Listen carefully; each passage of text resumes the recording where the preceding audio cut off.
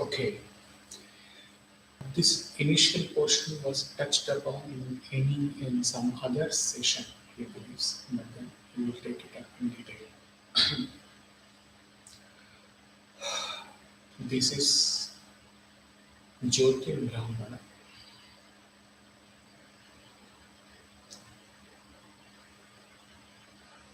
described as the light. So there is a long conversation between Janaka and Yajnavalkya, where Yajnavalkya is explaining everything to Janaka, and Janaka is satisfied. And then Yajnavalkya is pleased with the knowledge of Janaka, and he tells him, "You ask me what you want." Then he says, "I should be permitted to ask questions as I like, whenever I want to ask." Granted. Janaka is asking,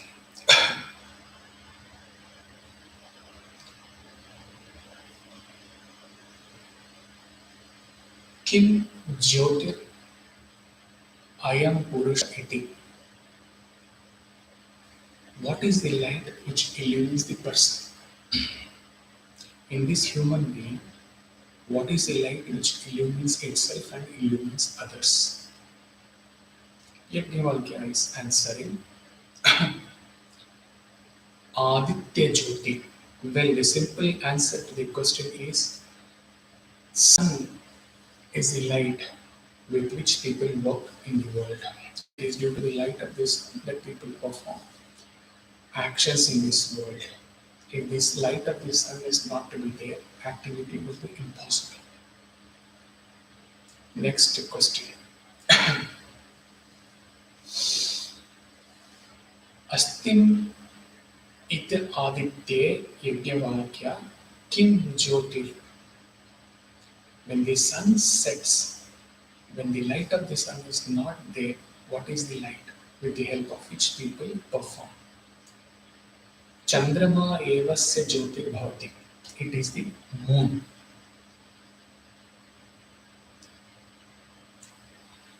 Astam ita aditya yajnavalkya chandramas astam ite kim jyotir evayam purusha iti. Sun is also not there, moon is also not there, then what is the light? What is the source? Fire is the light. Okay. Agnir evasya jyotir bhavati. In those days, when the electricity was not there, says when the sun, moon is not there, you can light up the fire and then there will be light. The next question, he is adding. Astim ita aditya yajnavalkya chandarmasi astam ite shante agnam kim jyotir evayam purusha. Agni is also not there, fire is also not there, then how? Vak evasya jyotir bhava, by sound of speech. When no light is there, by speech, what is the role of the light? To show the other person to you, to show who is there. So you can replace all the sun, moon, fire with the speech. You can talk who is there. You can talk and then get the response, and it it can replace the absence of the sun, moon, and the fire. Now Janaka is asking, suppose if that is also not there, Shantayam vachi, speech is also not. Kim jyotirevayam purusha iti.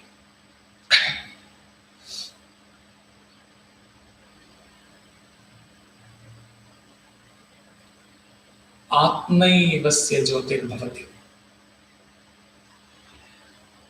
Atmanayvayam jyotishashe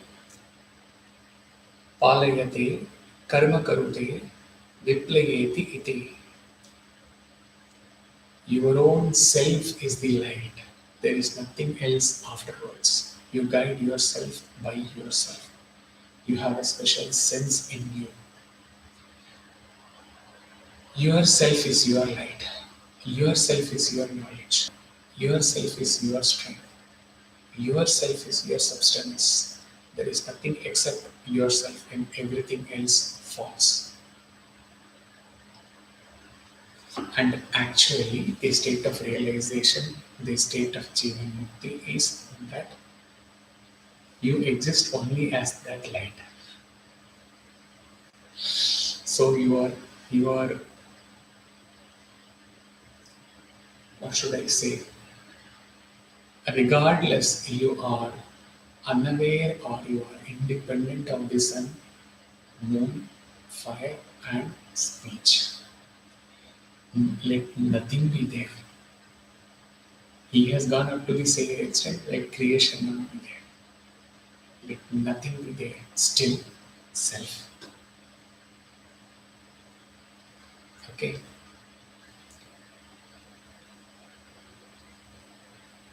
What is this Atman, which is your light, which is your support, and which is your power? Yajnavalkya replies that the self is this infinite entity known as Vijnanamaya, identified with the pure intellect. Oil, trace paper, absolute consciousness, ahankriti, reflected consciousness. Okay, and reflected consciousness, he explained how, in a mysterious way, the intellect being the subtlest and the purest of all the faculties in the MPCA, the buddhi may be contaminated by ahankara, chitta, and ahankara, chitta, as it is contaminated. The buddhi being the ahankara, chitta, and the buddhi, if it is not contaminated, if it is kept pure, as it was bestowed to you by God Almighty when you are born, then that is the faculty purest to subtlest, which can, like the trace paper, which can absorb the self.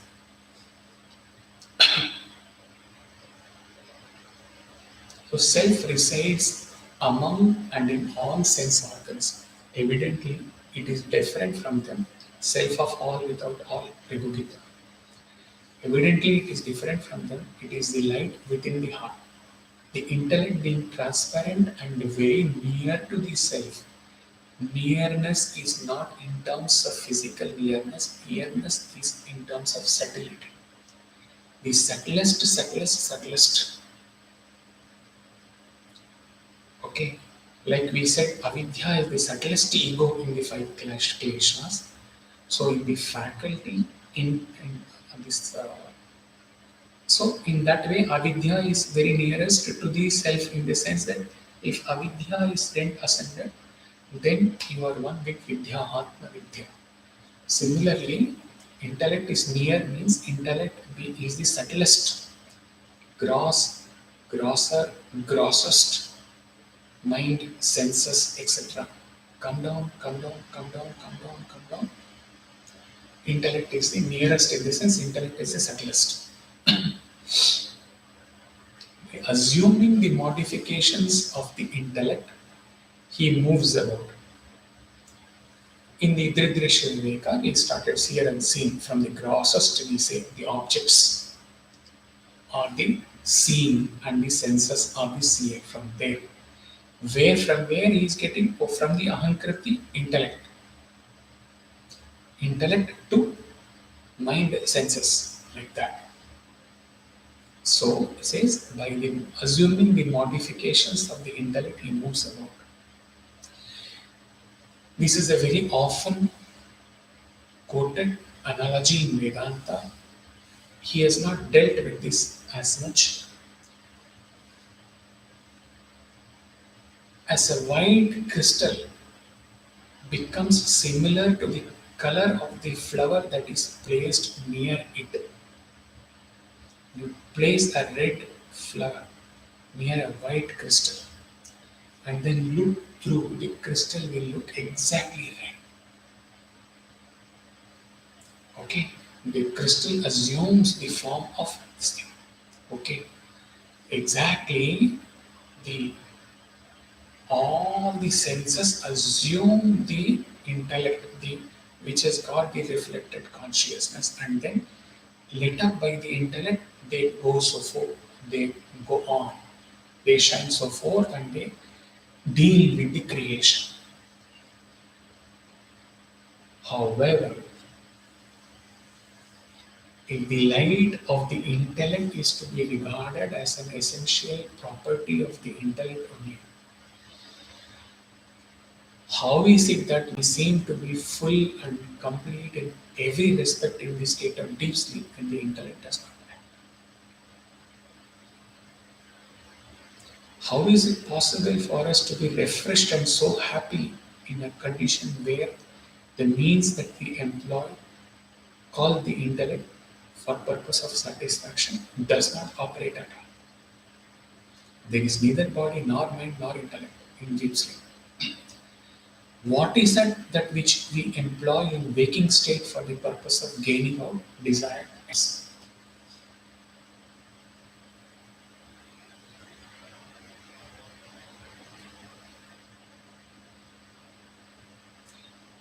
Waking state here, for the first time in the Upanishad, in the Vedanta, waking state is described where as Mrityu Rupani, as death. Why? This session and all, it should just lift you to even above the 250th floor. Otherwise, he can never ever attempt to give such a session again at all. He has to stop the Brihadaranyaka Upanishad, depending upon your responses, he told earlier also. Because in other sessions, he leaves no scope for you for using your intellect for understanding. The Mananam part is also taken care by Acharya. He explains it such a clear last session you take, or even Drisha Viveka, even Nirvana Shatakam. There is nothing for you to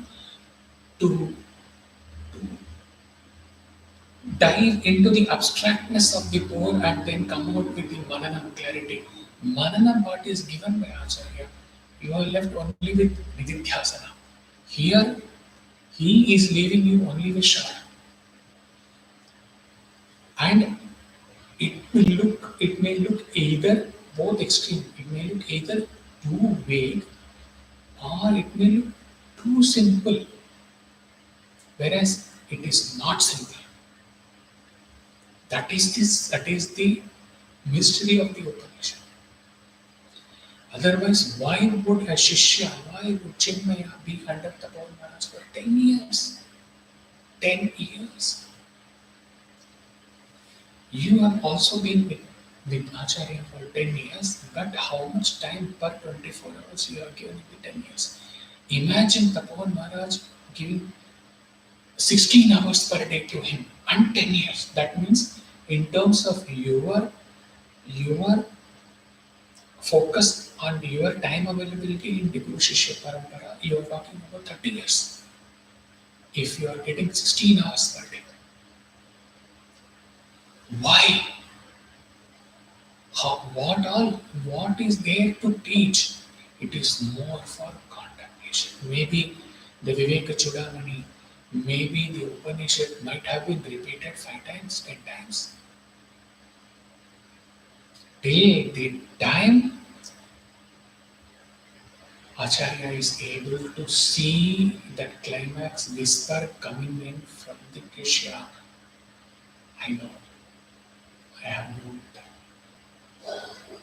So it is not easy. You will have to. Office goers, I don't. Unless and until you spend 2 hours at the midnight when the world is asleep, awakened when the world is asleep, you are not going to reach anywhere. Take it in writing. You are not going to reach anywhere further. You will be where you are.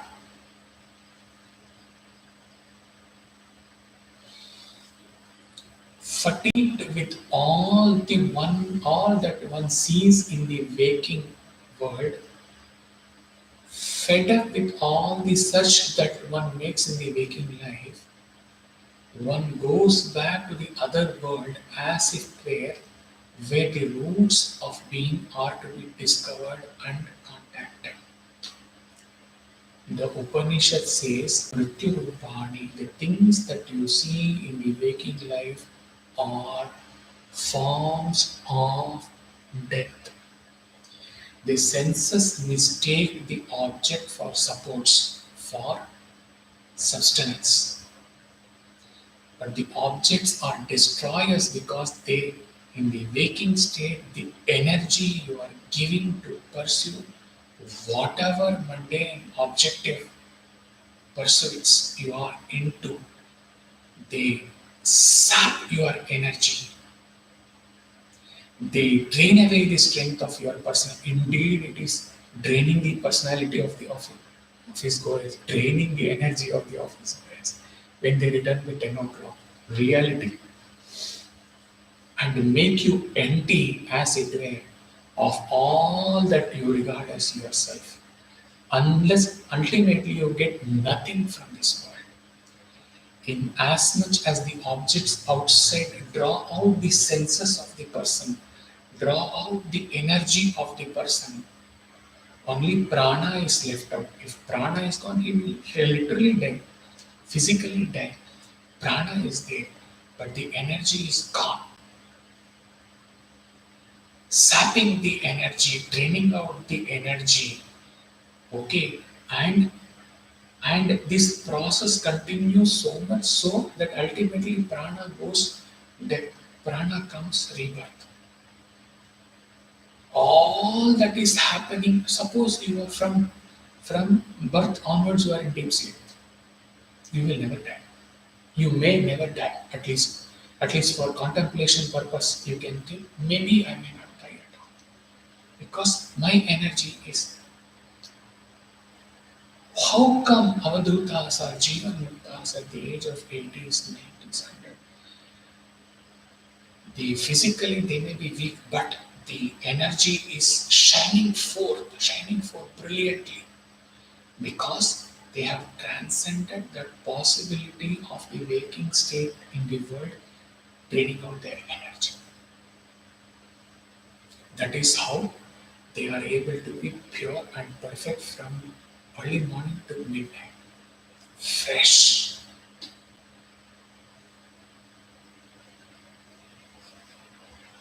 So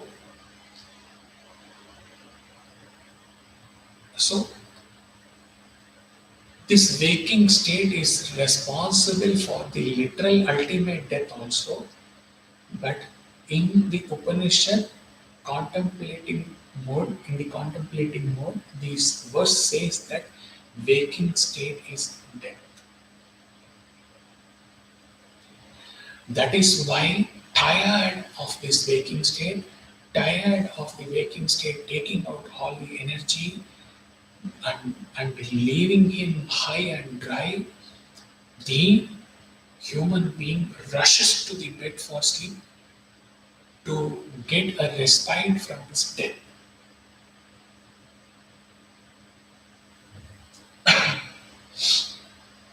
The waking state is death also because he explained in a subtle manner, he is explaining in a clearer manner. The waking state is also death. Daily you are dying because in the waking state, man does all wrong actions propelled by ego, which adds to his karmas, drains out energy, and the karmas, and then it leads him to the 6 stages. This is decay. Wrong action does not mean immoral action, but all those, any action which is not towards your nitya karma and towards your basic social family responsibility, little and largely for sadhana, for self-realization. Anything which do not fall in these two brackets, they are all wrong actions. They will all drain out an energy. They will all add your karmas. They will all take you to death. So, in as much as one's life is not focused towards God realization, daily he wakes up to die. Daily he wakes up to die and rushes to the bed to escape from the death.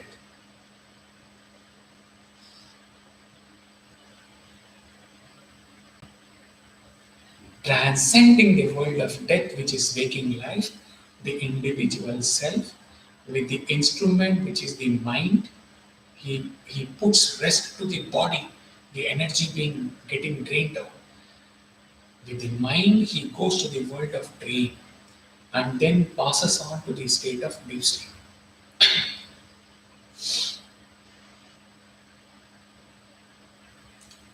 Next verse. He indeed is the person who, when born, assumes a body, is associated with evils. He, departing while dying, casts off all the evils. At the time of embodiment or the assuming of the body in earth, there is a forceful activity of the senses, which are all driven in their own directions and impulses inside. And what is called good or bad is a result of these actions, largely driven by samskaras manifesting into vasanas, propelling your ragadveshas and pushing your senses to actions, good or bad. The goodness or badness of an action is connected with the perspective of life, the viewpoint which the mind has in its cognition of objects, whatever it thinks being its relation with objects outside. The question of right and wrong arises when objects are entirely outside with no connection with ourselves. When the Krishna merges in you, when all the objects are gone and only one object, God or the meditated Atman that is discovered within, when there is no object outside, there is nothing called good or bad action. It is just action, minimal. The possibility of good or bad action is possible as only and as long as for how many ever births it may be, you are the subject and you have some objects outside you. Once this duality, subject-object duality is gone, then you no more add it to karma. For a Jivan Mukta, there is no subject, or he has Guru Shishya also. Muktir Bandha also he has transcended. There is nothing called subject or object. As much as he is subject self, he, like the rays in the palm, he not sees, he experiences vibrating, sparkling, shining. He experiences the same subject self in and as all other aspects in the creation. So there is no object. Which subject has to deal with which object to add karma?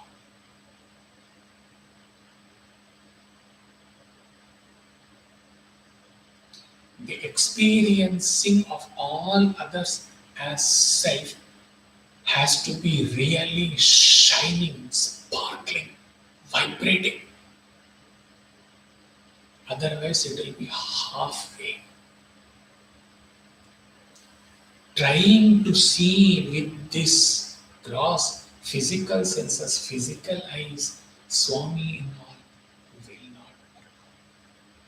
It will work out for some time when you are a pious, very vibrant, sacred environment. Say while rendering the seva in a camp, or while in the southern center, or while in some spiritual places, if you may see Vishnu or Narayana or Sai, come outside, stand in the prostitute street and say that I am able to see Sai, not possible. So go back to the 31st December revelation, sparkling, vibrating, shining. The sparkling, shining, vibrating self within has to be experienced as 1 million, 1 trillion watt. Then only the entire creation can be experienced in the same intensity of sparkling, shining. You come down by one iota in that sparkling, shining, you will you will start seeing objects, then actions, then karmas, then waking state is dreadful. Look at it, write it down. Okay, definitely.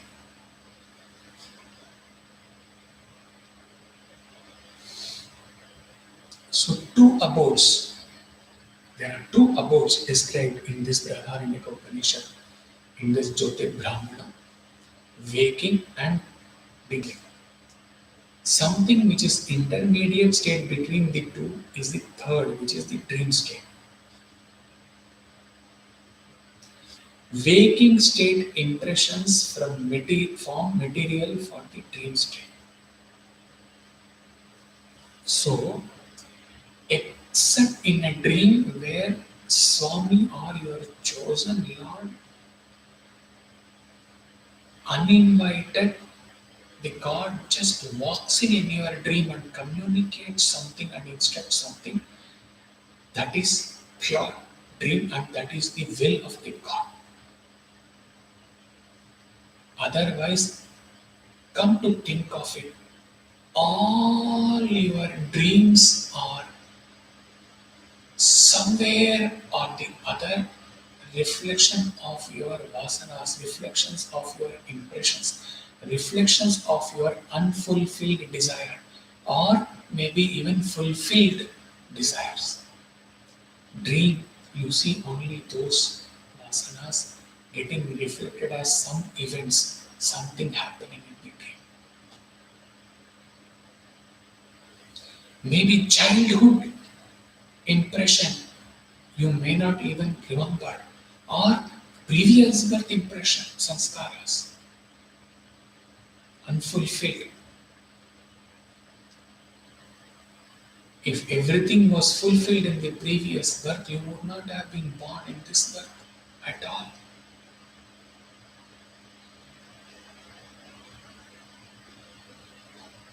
Dream is nothing but impressions related to your unfulfilled desires of the past. Past in this life, past in previous lives. Except Swami's dream. That's why Swami says, then I will, and then I come into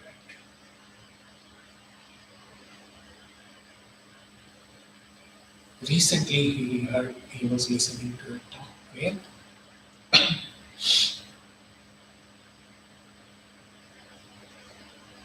this has happened earlier. You may say that as long as Swami was informed, the list goes to Swami, final list of those who are selected in each faculty, BA, BCom, BSc, MA, MCom, MSc, even PhD, in all faculties. Okay, list goes, he goes through the list and only after that it is finalized. This, some professor's talk, he says this happened in 2018, 18. We may say, even students may say, or even people may say, it is nothing that Swami's will only admission. It is all based on written test, interview, viva, group discussions, and selection of the fittest, meritorious. That is the only criteria. Swami doesn't select, you may say. I'm talking about dream. In one faculty, some number, we will disregard the number. Number may not be correct, he doesn't remember. Maybe 20 have been selected, and the 21st has been like RAC, we do the train booking, no? Reservation against cancellation. The 21st person is kept here. In case anyone doesn't turn up, he will be given. And on the day of the admission, the 21st person has not been intimated about his being kept as a standby. That means if there is no intimation, that means there is no admission. But he is there, taught in the college university premises on the day of the admission 9:30, and there is one dropout, and there is this person considered, and to the amazement the vice chancellor is asking, how come you are here? We have never intimated you. 2018, you may say Swami is in Samadhi. Swami has come in his dream and told that, go, you are getting the admission tomorrow. One dropout was there, he had to be included. He has been given in dream and he comes and joins.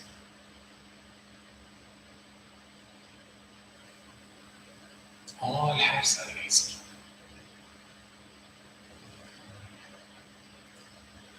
This is Lord's dream. This is Lord's dream. Other than that, all other than are impressions drawn in the waking state in past. So the Upanishad says the condition of dream is like a third state, apart from life and death. The waking condition may be regarded as life. Okay, and the annihilation and the waking state, the waking state, feeling the dissatisfaction in the waking state, the total disillusionment in waking state renders the waking state as death. But dream is something between the two. It is not annihilation and yet it is not real living. How does one dream? He takes a little impressions of all that containing world in waking state, puts his body aside and imaginatively creates a new body. Because in the dream he is seeing his body and he is seeing the body of others. And this body of him is talking to others, maybe even Swami. If it is not Swami's will, he wanted to talk to Swami, so he is talking. His body is there, others' body is there. Neither his body is real nor the other's body is real. So the Shruti gives very subtle manner, he says, puts his real body aside and creates a new body in its place. Dreams by his own effulgence and light. If the light within is not there, he cannot even dream. He will be like a patient with chloroform state. He cannot dream. Even dreaming is possible by the effulgence of light and becomes light himself. In the state of dream, there is nothing tangible in the physical sense. You come out of dream, you realize Adinijama, Idanijama. There is no physical object, yet we see physical objects. In the state of dream, there are no vehicles, and yet we can drive in vehicles. There is a classic analogy in this Brihadaranyaka Upanishad here. Na tatra rataha, na rata yoga, na panthano bhavanti. Chariots do not exist, and yet we can sit in a chariot and drive. There are no horses to pull the chariots, yet we manufacture horses. The mind becomes the horses and also the chariots. The mind becomes the vehicle. The mind becomes the horse. The mind becomes even the rider in the chariot. It can become everything. All thing it becomes in one stroke. There are no real chariots in a dream. There are no animals that pull the chariot. There is no road. And yet the mind can manifest all this in a dream out of itself. This is an indication that our conviction that the things outside, pay attention, pay attention. This is an indication that our conviction that things outside are responsible for pleasures and sorrows is wrong. In a dream, there was nothing outside. You created everything in the dream, and you experience joy and sorrow due to your creation. And you wake up and say that nothing was there at all, and then you are at peace. You have used your mind in a dream. You are happy or miserable with all the things created by your mind, chariot, horses, driver, etc. If this is possible in dream, it is also proven logically it is proven that it is also in the waking state also, exactly in the same way. It is your mind which is drawing your BMI and the world's BMI and the experiences you derive out of your own created Balachandran director karma. You are the creator. Here it goes further to that karma analogy. He says, in exactly as in a dream you have created your body and the other human beings and you interacted with them. They gave you experience, you gave them experience, and the result was either joy or sorrow, or combined joy or sorrow, or too much joy or too much sorrow. Mudhamate, why don't you realize that exactly you are doing the same thing in the waking state also? In reality, there is no mind. In reality, there is no body. In reality, there is no body, mind, intellect of the others also. Everything is your creation. And what is the basis of your creation?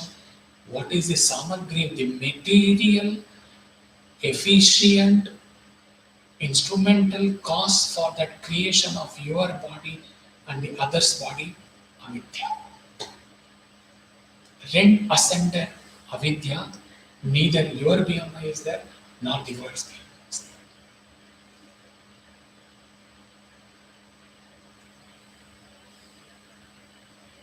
there. Not easy. Theoretically, you may understand, but nothing theoretically is going to work out. Every word uttered, every secret revealed has to be experienced.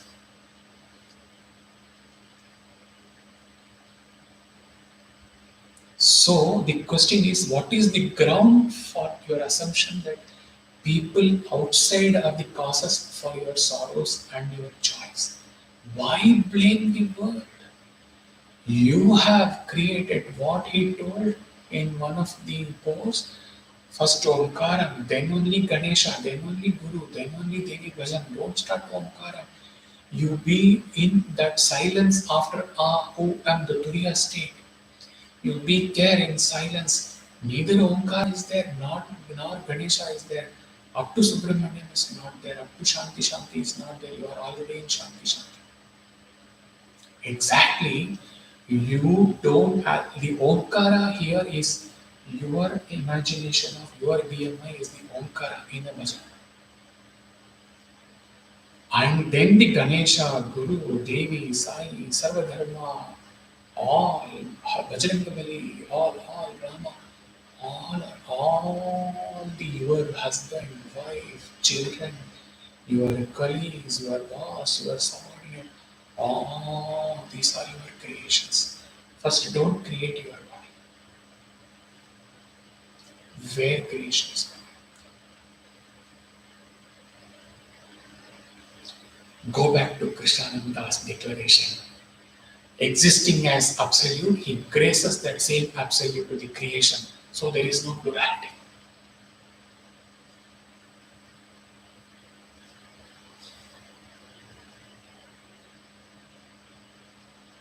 Do not complain against other people or other things. Actually, there is nobody. Engum விளங்குபவன் நான். There is nothing apart from me, the pure consciousness. Stay. Stay there. Then he's challenging how the world can be affected. Needless to explain, standing example with whatever experiences he's had.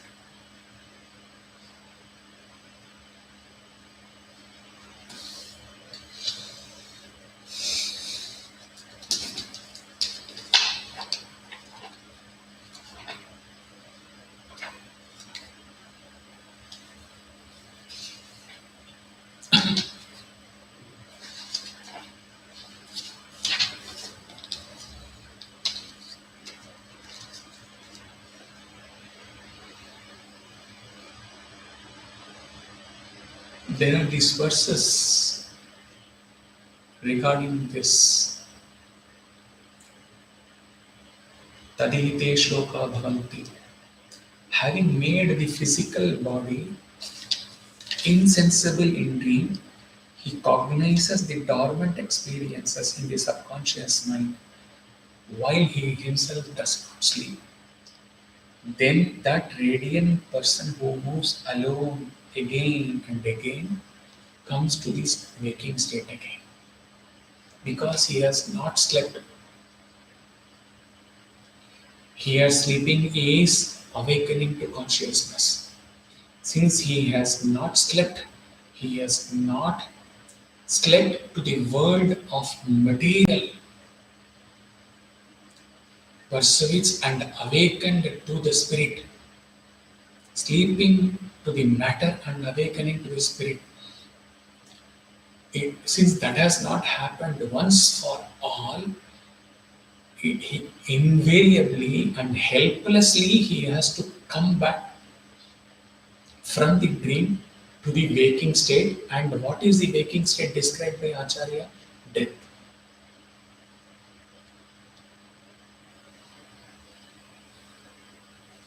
Death.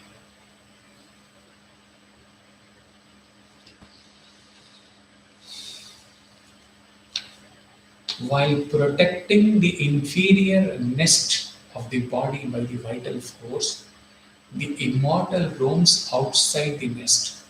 That immortal and radiant being who roams alone attains whatever he wants. That means, subtle manner, what the Shruti is saying is that desires also in the Taittiriya Upanishad Satyamyanam Anantam, and then in the DP code also it was further explained. All the desires, all the wants, everything is getting justified because of the aham self. So, what he says is that having created this wretched body upon waking up, the self, the consciousness is used in a perverted manner. The consciousness is used in the wrong manner to go and fetch wrong experiences from the world outside. Even for that, the consciousness is required.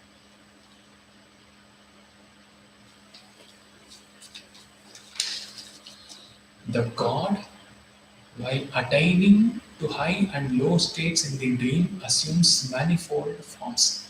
The self creates multiple self and goes in a perverted manner like monkey going and fetching various experiences.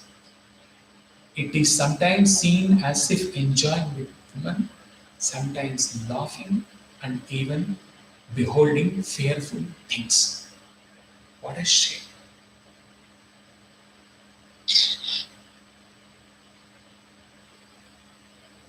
Janaka is highly pleased This discourse of Yajnavalkya has impressed the king very much. So the king says, the initial, this was covered in the, I think, Gargi Yajnavalkya also. This line was he just touched upon because it was not relevant. It is just a fact that the Yajnavalkya had told that for every right answer, I will take 1,000 cows. And he takes thousands and thousands and thousands and thousands of cows. Okay. So the king says, I give you 1,000 cows. But still, Janaka is not satisfied with one thing. The Purusha you are seeing, only the Purusha is going and fetching. In fact, the consciousness is going and fetching the experiences, everything you are telling. But the Purusha in dream state is seen to be subjected to joy, fear, suffering, and the like. Though he transcends the form of death, waking state is gone. Still in the dream, why the consciousness should suffer? Why not in the dream also the same experience of the deep sleep? This doubt is still haunting the mind, so he is asking for more. Give me more. I am very delighted with your discourse, but I want to be liberated. Please tell me more and more of the subject of dream and deep sleep to my satisfaction, to my relief, so that I may be relieved from the samsara. Thus, he is asking for the entire world of mumukshus for yugas to come.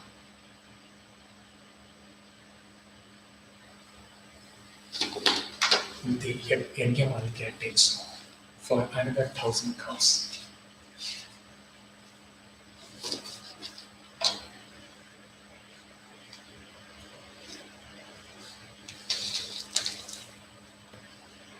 The self, having rejoiced, roamed about, and having merely seen good and evil, says in the state of deep sleep again comes back by the same route through which he went, to the dream state only.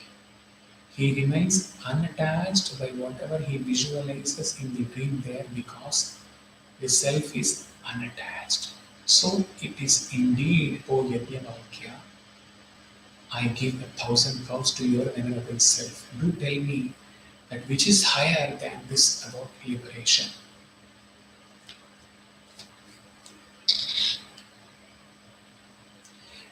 Here Acharya here refers the commentator, Bhashyaka, the commentator is referring to the 10% story which you are very much familiar. The waking, dream and deep sleep conditions are of the mind, 9%, which you are very familiar. It is consciousness, 10th person aspect of the mind or aspect transcending the mind, which is very important. And all the time they were losing on that 10th person only. This consciousness which is hidden behind the mind gets identified with the mind, resulting in a kind of mixture of physical aspect and the conscious aspect in every individual. This peculiar blend of consciousness with the psychological function is in fact the human individual. That is what they call in Sanskrit as Jiva. So it is the Jiva that goes from one condition to another for the purpose of experience, through which it exhausts its various mental impulses or vasanas. The Upanishad continues.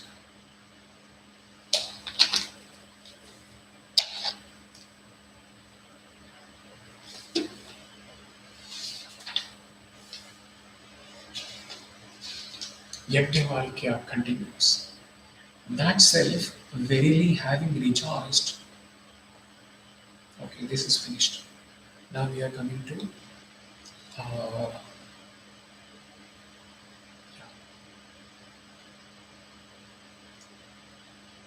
now we are going to deep sleep story. Your personality is so strong in the waking state Your consciousness of your own self is so intense and your own thoughts influence you to such an extent that the other's thoughts cannot noticeably enter your mind in the waking life, usually. But the other's thoughts is very easily it can enter in your dream when your ego is not very active. When your ego is active, people, your ego is active in the waking state, you hold on to your vasanas, your beliefs like rock, whereas you should be existing as Brahman, as rock, indivisible rock, Yoga Vasishta. Here you are standing like the rock ego, not allowing others' thoughts to enter your mind. You negate, you just do not appreciate others' point of view. It happens in organization, it happens in family, it happens in Sai centers, it happens everywhere. Everything is play of ego. But in dream subconscious mind, ego is. So in dream, you can notice that anyone coming in the dream can tell anything to you and get away with that because your ego is not that much active in the dream state.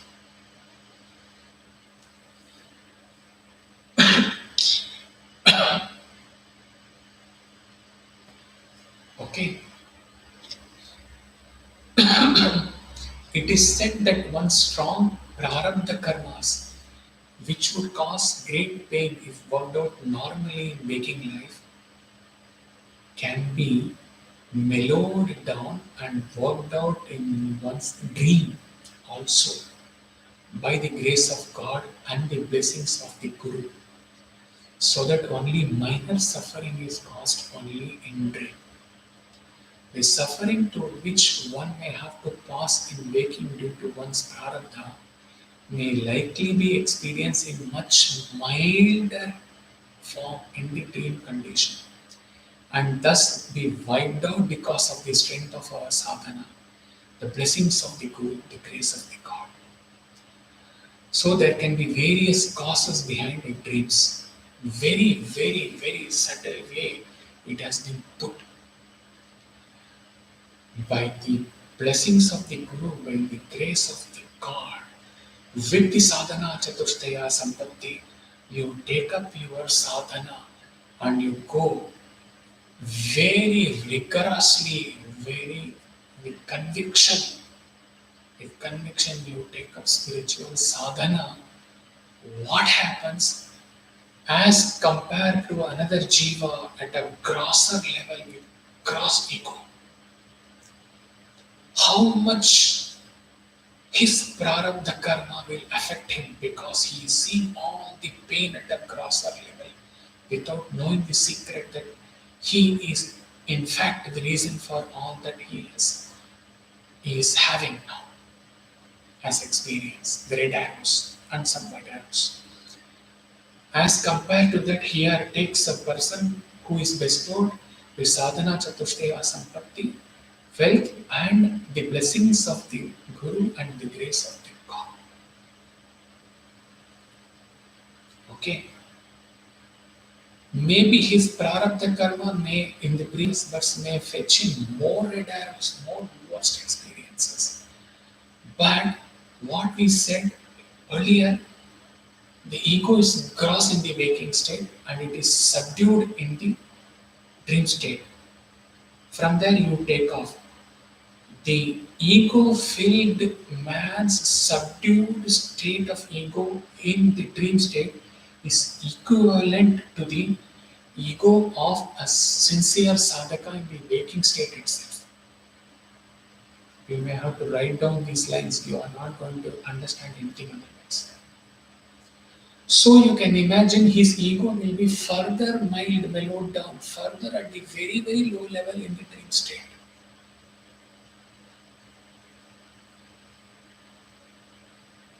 Munir Navya Moham Bhajati Guru Diksha Shakti. With the grace of Guru and God, his ego man's reduced dream is the Sadhaka's ego in the waking state, gross state itself. So in the dream state, it comes down very less. When the ego is less, you don't experience the pain of your sufferings much. And there is no ego, you cannot experience the sufferings at all. Okay?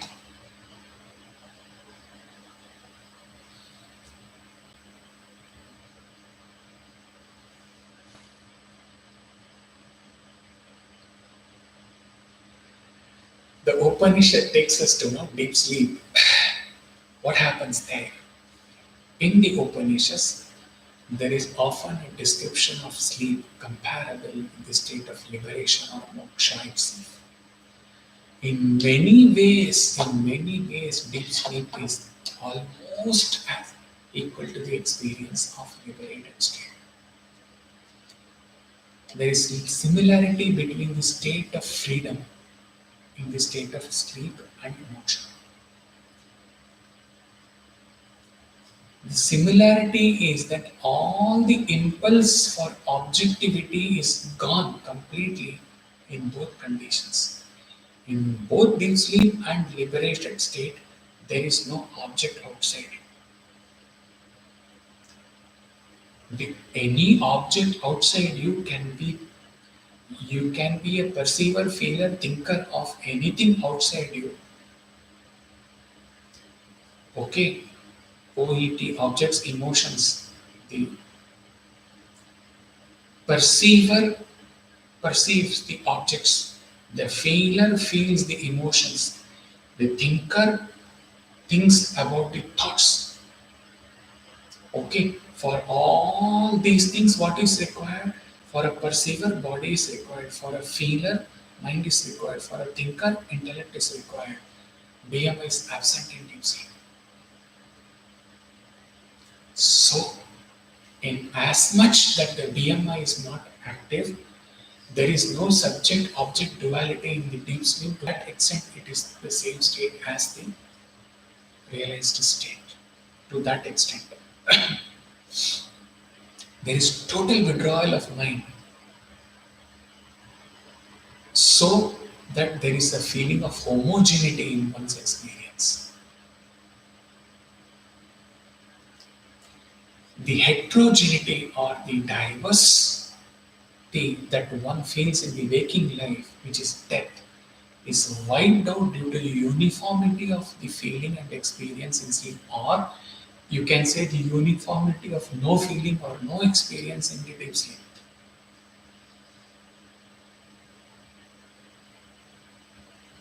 It is totally impersonal in the sense that you do not know that you are a person. Your experience is independent of your personality. The Anandamaya Kosha, the bliss apparently which you say that you experienced the previous night, is something not pertaining to your individuality. Your individuality is not there at all. Vyama is not there. Jiva is not there. But there is some other experience. But it is an experience nevertheless, because next day you are saying that it is an experience. But yet not yours in the sense of a person, because the person in you is not there.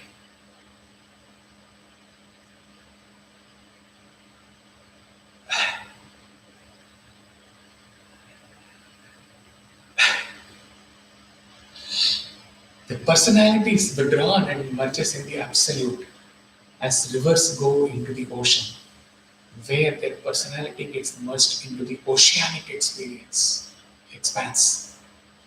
The individualities of the river cease due to their getting absorbed into the bosom of ocean. So do personalities become one due to the homogeneity into which they enter into the absolute, and all desire cease on account of an entire fulfillment thereof, as though in deep sleep. But there is a significant difference between what happens in the absolute to the state of desires and what happens to the state of desires in sleep. What is the difference? If it was one to one, he would have asked the question and he would have been silent and waited for the answers to emerge from the three of you. Correct answer should actually emerge. Otherwise, boxing in the years after 10 years.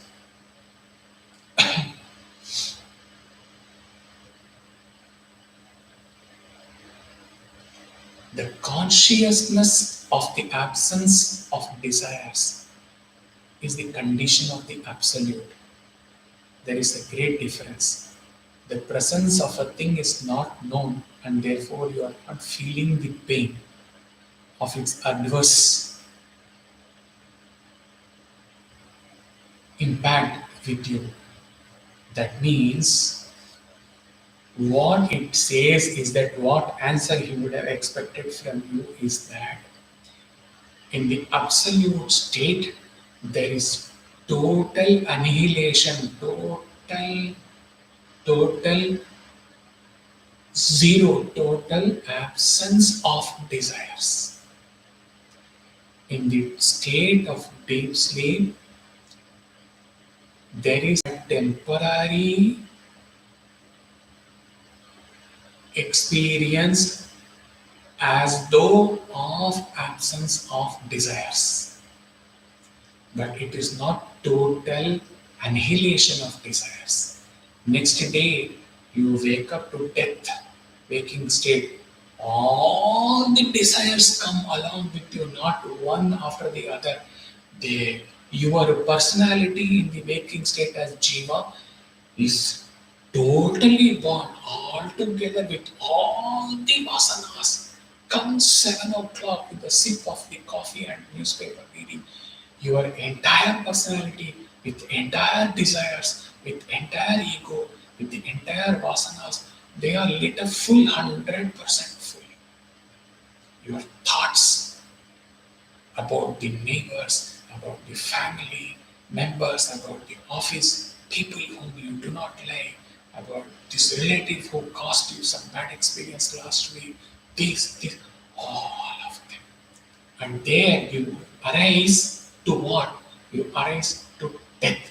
Because all these vasanas experiences are going to sap your energy out of you and leave you like a sugar cane, just the cane passing through the machine and coming out with nothing whatsoever.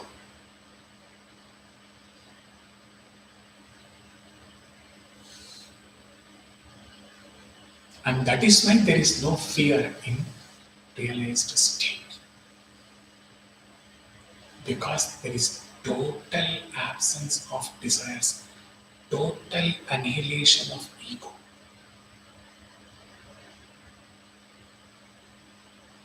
And talking about fear, Namrityo Nashanka in the Nirvana Shatakam, he said that there has to be somebody other than you in the universe. Other object, some object, human being or something major other than you, about which you can fear. Okay, aham, aham, aham. I am, I am neither Atman nor Brahman, nothing, I am I.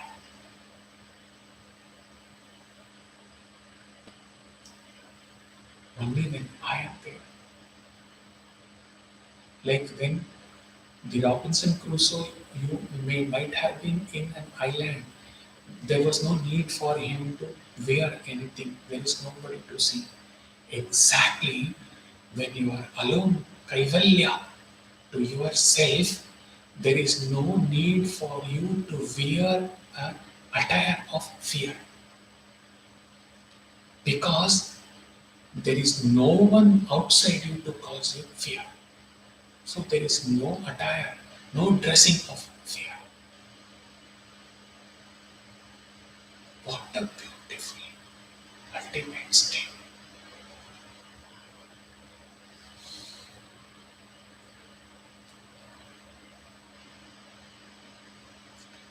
The deep sleep is not, unfortunately, the state of total liberation because Because this question you cannot answer. Because you are not conscious in your deep sleep.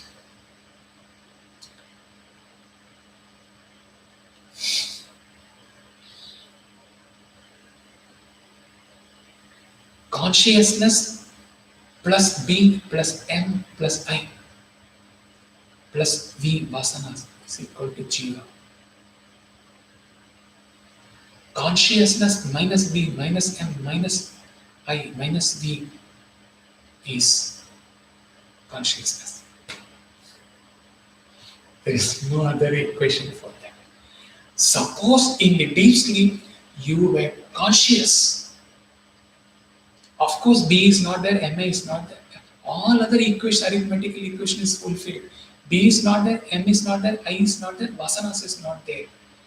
But consciousness is also not there. That is the only one problem is deep sleep. That is why it is not equal to liberated state.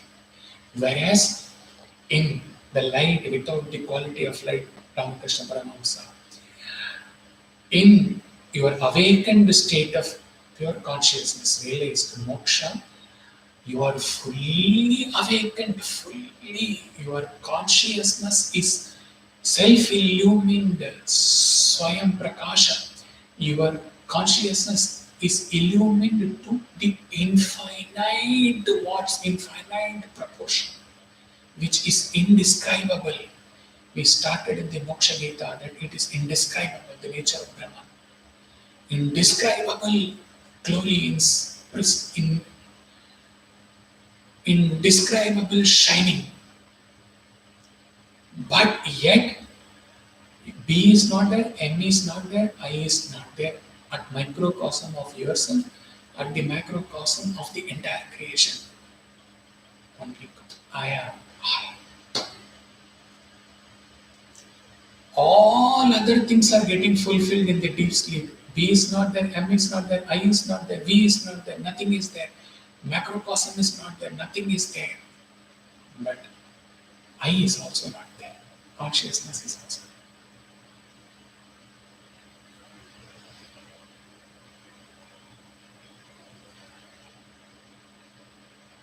So, Western philosophers, Western mumukshus who studied Vedanta, they gave it a name unconscious mind. Conscious, subconscious, unconscious.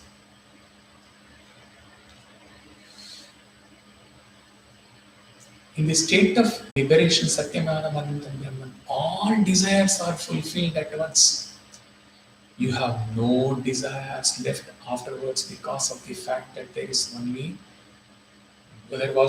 one desire, the desire for the self, and that has been attained. All, like when we are focusing on Krishna, all other objects had already gone away. All other desires had prostrated and gone into the oblivion, leaving only one desire with you, the desire for self-attainment, self-realization. Having realized that also, all desires are fulfilled, there is no desire left anymore. So Acharya told, if at all there is any desire left, even after knowing Brahman, Brahmavid apnoti param, okay, that will get fulfilled. Where is the desire? All desires had already gone. Ashamed about themselves that why we are still disturbing this lit up mumukshu. There is no work for us, job for us. They had gone. One desire, that is mumukshutva, not desire in the sense of objective desires, craving for liberation was there. That is attained, finished.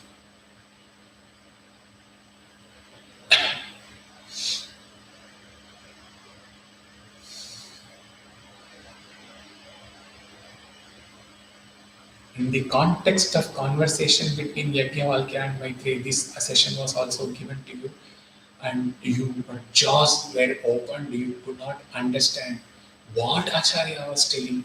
till the time he explained, because he gave only the initial verses maybe.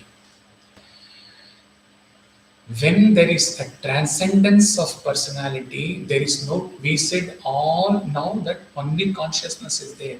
In that Yajnavalkya Maitreyi conversation, he told that there is absence of consciousness. Remember? Lit up your this thing and then go back and connect to that pole. There is absence of consciousness. This confused the mind of Maitreyi, and she immediately queried as to how it is possible for consciousness to be absent in the state of liberation. Not so. It is not that there is no consciousness. Consciousness is there, but it is not conscious of anything in particular. It is consciousness in its purest, undisturbed state.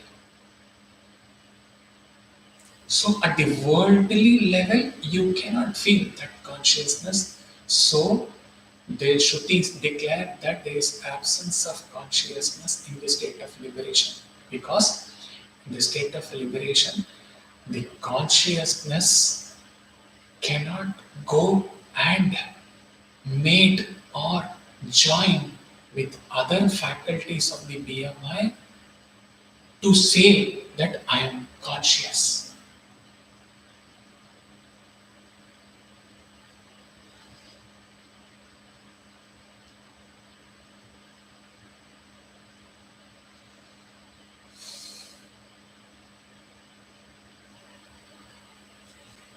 He's skipping few.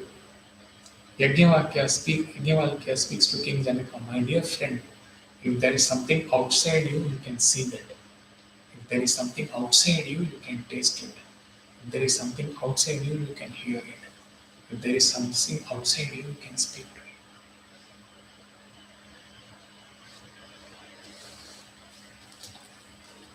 it. 3 months it's going to take for you to get into this one session.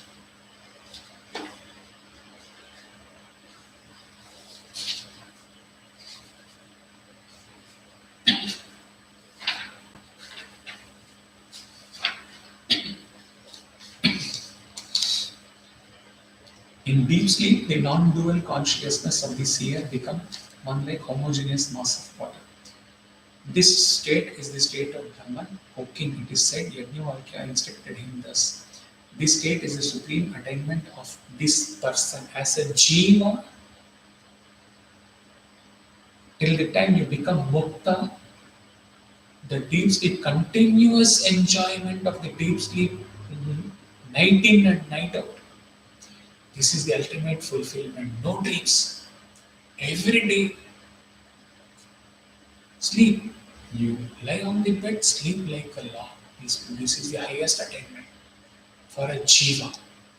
Till the time he becomes a mukta, where he is consciousness, sparkling, striking, vibrating consciousness.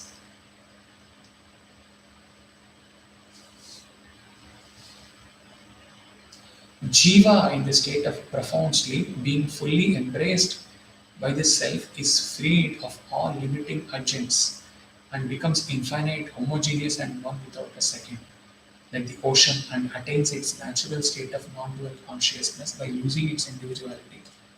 Born of almost a state of Brahman, but the only thing is that absence of consciousness. Consciousness is there, but consciousness is not experienced as it is experienced as existed by a jiva.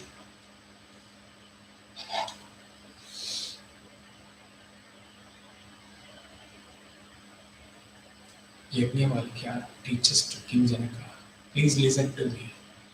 You have reached the state of the Absolute. If your mind can be fixed in this awareness, you are liberated at this very moment. If you can station your consciousness in this feeling of unity with things, There is no subject object. Consciousness, absolute, absolute. If you can fix yourself in this identity and free yourself from the trammels of desire for external objects, you are in the Brahma Loka. Brahma Loka is redefined here in this Shruti. It is not Brahma Loka. If it is Brahma Loka, it is not Jivan Mukti. Because reaching Brahma Loka is Krama Mukti. He has to he has to finish the benefits of his good karmas and he has to be born again. In Upasana, Krama Mukti is attained. Jivan Mukti is absolute liberation, no coming back. Here, Brahmaloka is redefined altogether for the first time ever in any Upanishad. It says, Brahmaloka is not a distant world of Brahma. It is the Loka which itself is Brahman, the Absolute. Ye asya Brahma Loka. The two, the world and Brahman become one. Brahma Loka. The Loka which is Brahman, Brahma Loka. Not the Brahma Loka where through Upasana, through Krama Mukti one will reach. Your Highness, this is the ultimate teaching for you. What else you want to learn? Eshasya Paramagati. This is the goal of everyone. Eshasya Parama Sampat. This is the highest blessing to everyone. Eshasya Parama Loka. This is the highest abode which anyone would like to. Eshasya Parama Ananda. No Shrutis of late, no session is ending without Ananda. Built in this session, experienced within. As the culmination of the session. Thus, Yajnavalkya led Janaka step by step to the full conviction of the real, non-dual nature of the individual, who is nothing but Brahman, the source, the substratum, or the cause of all experiences. Here also, with a subtle difference, this Brihadaranyaka Upanishad also, like the Taittiriya Upanishad, it takes from Manushya Ananda to Brahma Ananda. There is a slight difference. That is not the subject, so we will not get into it.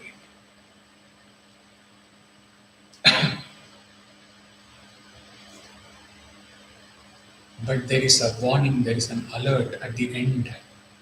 The next verse, 33rd verse, 33 onwards. And now so much about the nature of the highest perfection. So far, so good. But it is not so easy to reach. It is not possible to aspire for such grand goal unless one becomes fit for the state of experience. The majority of the people in the world are not fit for such experience because the mind is not merely a monkey, it is something worse than that. It will never allow you to think in this way anytime. When you get out of the lecture hall, when you get out of the session, out of the Twitter, out of the YouTube live, you are a different person in 1 second. You will not be thinking of these things then. It is quite natural.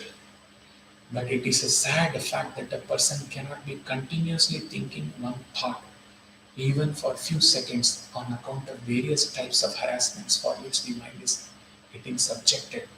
It is not to ridicule any one of you, the other sadhakas who may by chance click and listen to the initial 13 minutes and are able to stay focused and go through the entire 1.5 hours. Most probably nobody will go through this.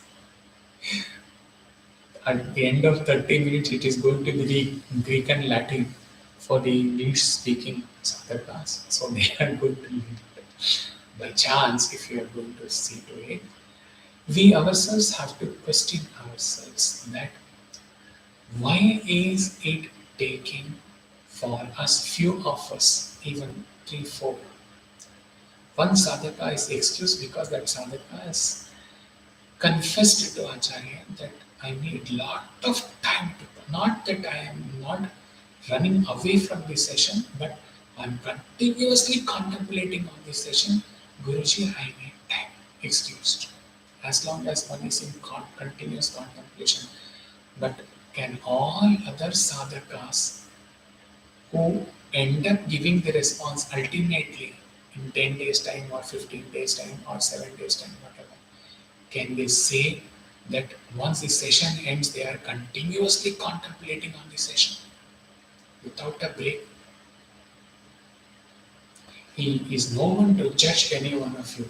In the context of this verse, you will have to answer yourself to Swami in your puja. Why we are not able to stay focused on one session which is so very convincing for us? If a session was not convincing, we would have left maybe for 10 of those, dozens of those who have left the session. This was not convincing. He's not telling right or wrong. It was not up to their interest, so they left it. No harm. But still, those who are still listening to it, if it was so very convincing to me, then why I am not able to stay focused on it throughout? Not letting this focus fizzle out, even while I am entering into the waking state, death, doing my activities. We will have to answer ourselves. That is why the days are getting more and more for responses, and the many out of the few are not responding. He is watching.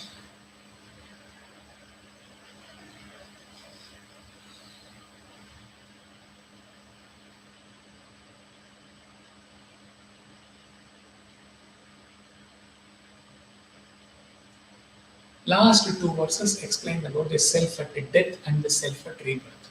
Very few lines we will go through. Sometimes it can happen that one has to pass through the condition of utter weakness of the body for days together. Here, Upanishad has given an idea of the normal way in which people pass away from the world. Rarely do people like to leave this body. Nobody, of course. Imagine you're walking on the highway and a 40 feet container is rushing towards you to hit you. Then you will know what is fear of death. At that moment, in few seconds, we are going to be rammed. Nobody wants to die. Like Vishwamitra did the penance that I should never die.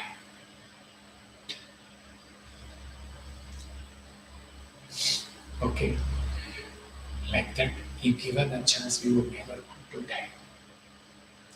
Even if we get to 150-year-old, even if our grandchildren or great grandchildren forsake us, we are thrown to a corner in dust. Some rotten egg is thrown to a dustbin. Still, we would like to live and not die.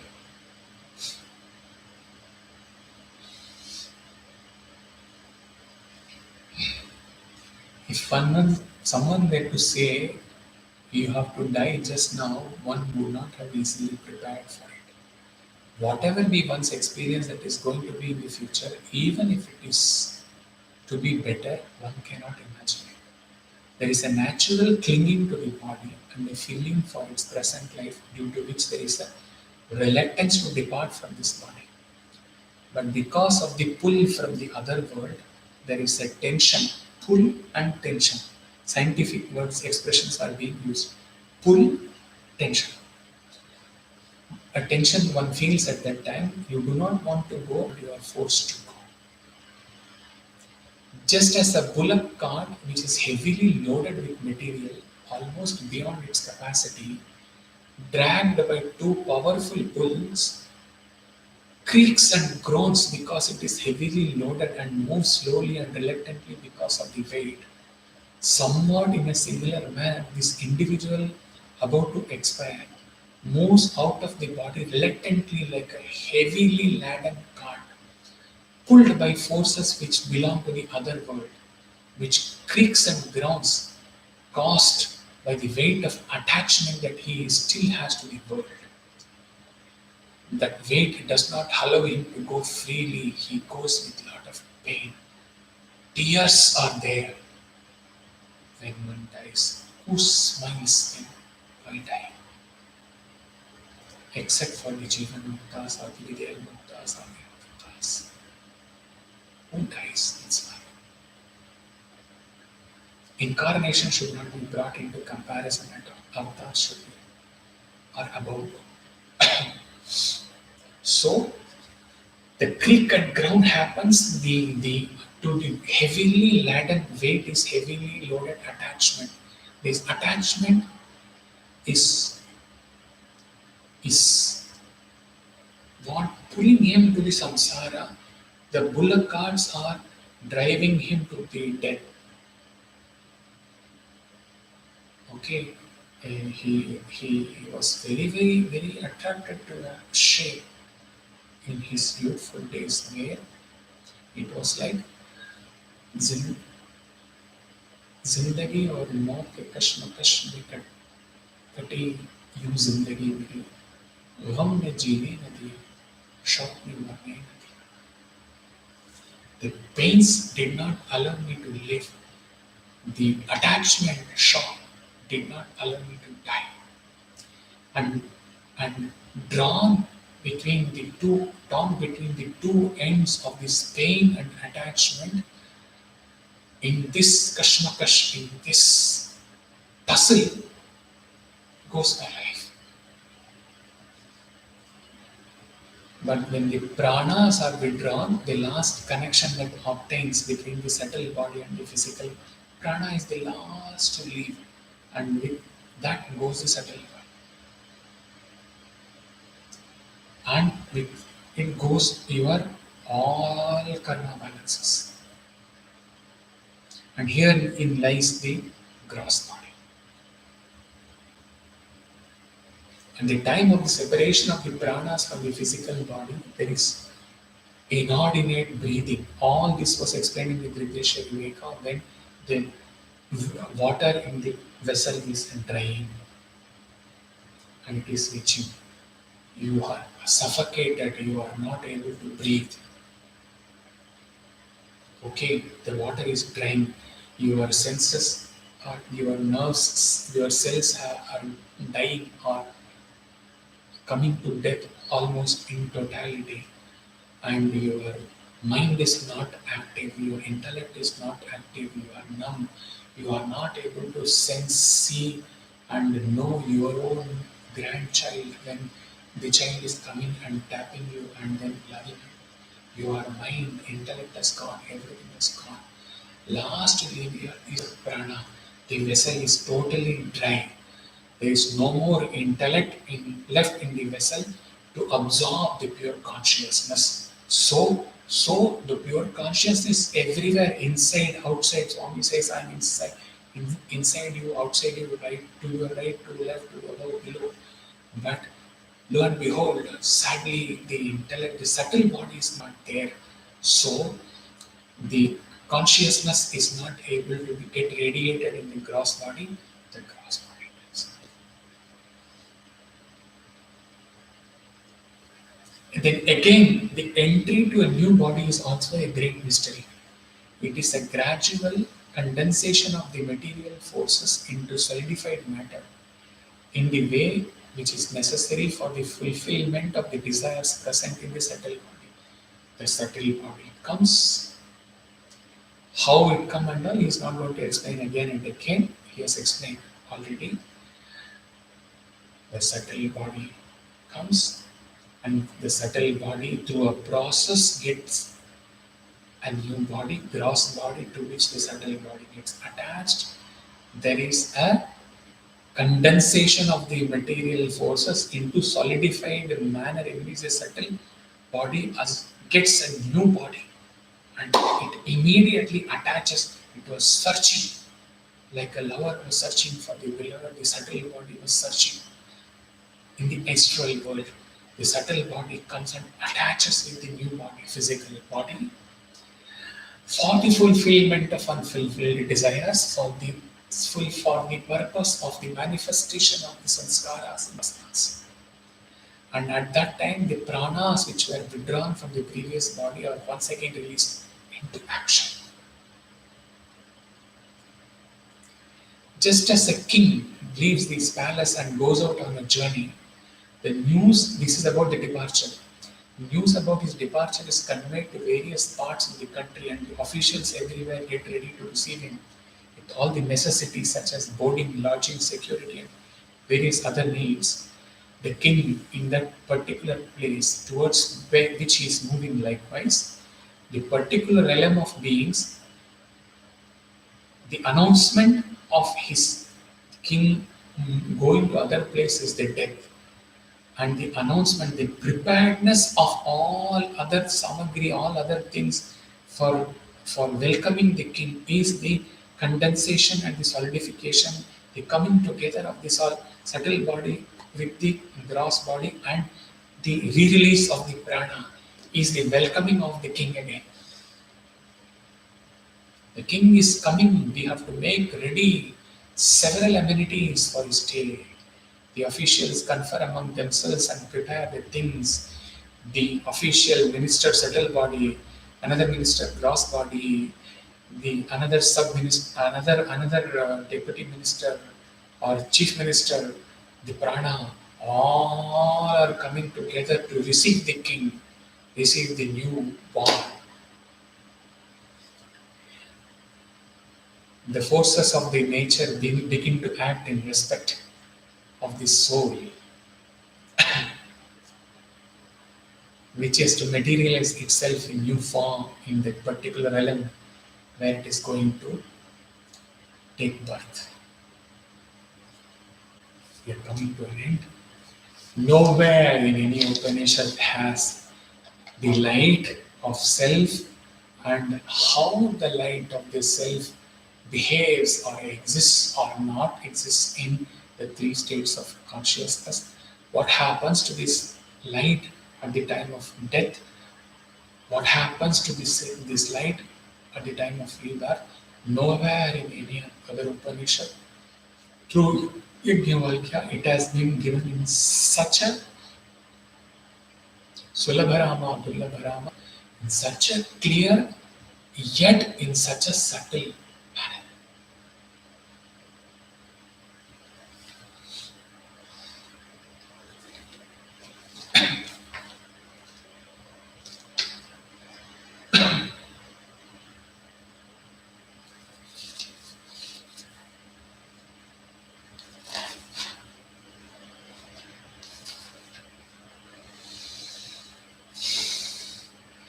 The Upanishad wants all to identify with this pure consciousness that shines in all its original, pristine glory in deep sleep, and which alone is experienced every day during the waking and dream states also. That rare, remember Ramana's sentence, he remembers 2002 four states of consciousness. Mandukya Upanishad, 4 states of consciousness. Ramana says there are no four states. There is only one state, only one consciousness. There is no waking state of consciousness, dream state of consciousness, deep sleep state of consciousness, and Turiya consciousness. There is only one consciousness working through in your various states. Consciousness is one. The fourth, the Turiyas cannot be told as the fourth state. It is the state which witnesses all other three states of consciousness. Is this line as clear to all the three of you? You must confess, as it is clear to here, because here it is all pure and perfect. So nothing fades out. 2012. Again, we are going to gloriously deal with the Turium and the states of consciousness, then we come to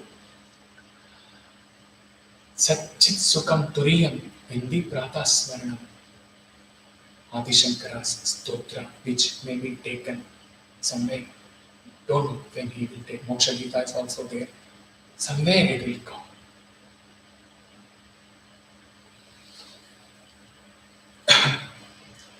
Thus, that rare, most fortunate soul who identifies himself with his own Atman is liberated at that very moment.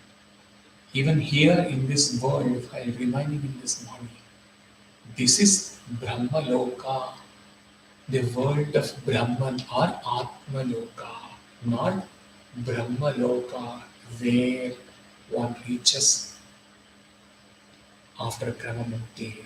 The Loka which is Brahman, the Loka which is Atman.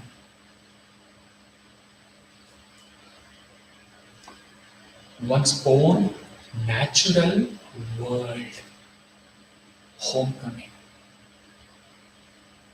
Last homecoming, and thereafter made for each other. This thing. Thereafter they lived happily thereafter. The perfect last retracing homecoming. Afterwards there is no further going. The king has need not go to another state, and so he doesn't have to go, so he doesn't have to come back again. You don't have to die to be reborn again. You are born never to be reborn. This one mantra every sincere sadhaka must hold very close to one's bosom. I am born, I am granted this sacred body, this I have been into the Guru Shishya Parampara, or I am into any spiritual path. What is the ultimate, not even realization? The mantra is I am born not to be reborn.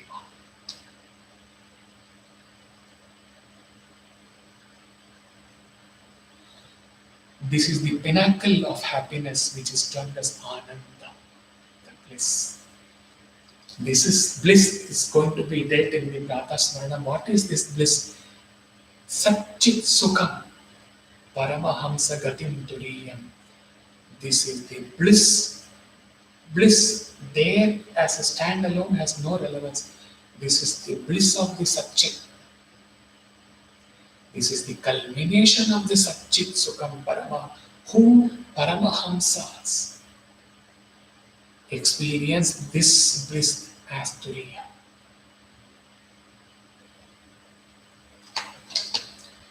All forms of pleasure and joy which one experiences through the senses and the mind, be it that enjoyed by the emperors or the world or the celestials or the heavens or even by the creator Hiranyagarbha, in whose bosom the whole cosmos rests, is stated to be only a drop. Any joy you can enjoy, whether as king or as a beggar, is a drop, minuscule drop of that ocean of Satchidan, Satchit Sukha.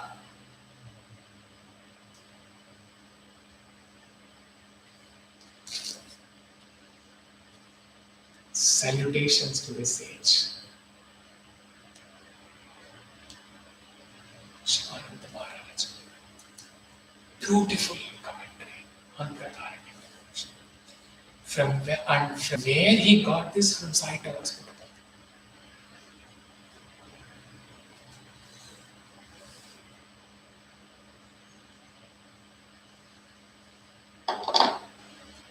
Too deep.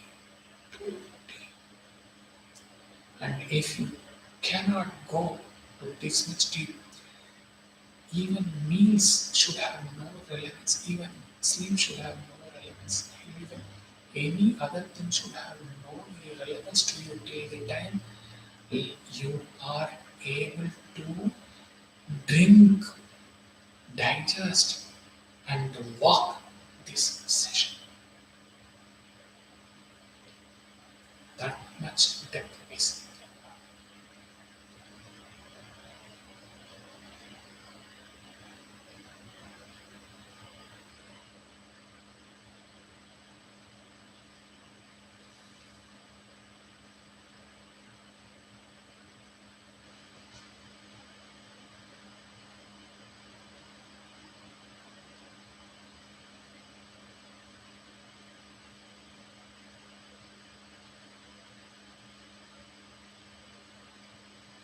What was the initial sequence? He said sun. Then he said the light can be moon. Then the light can be fire. Then the light can be speech. After speech, it has to be the light has to be silence. That has not covered in the Brihadaranyaka Upanishad.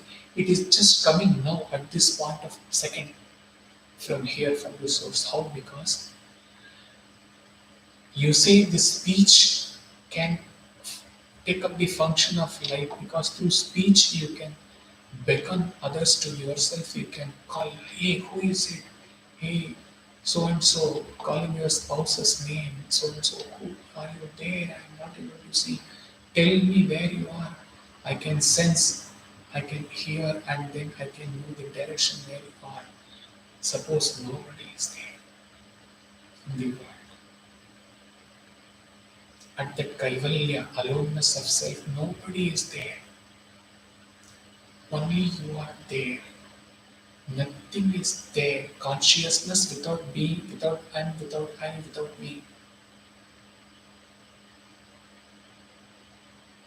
Buddhi, Chitta, Ahankara, all gone. Five kleshas gone. Everything gone. Vasanas gone. Only there. There. What is the need for speech at all? What is the need for speech at all? That is how, in the most subtlest way, that state of the Videha Mukta is given in the Ribhu Gita as Mahamana. In this gradation, sun gone, moon gone, fire gone, speech gone, cognition gone, senses gone, everything gone. The self shines in all its pristine glory with infinite power, sparkling, striking, vibrating, as silence. Wow.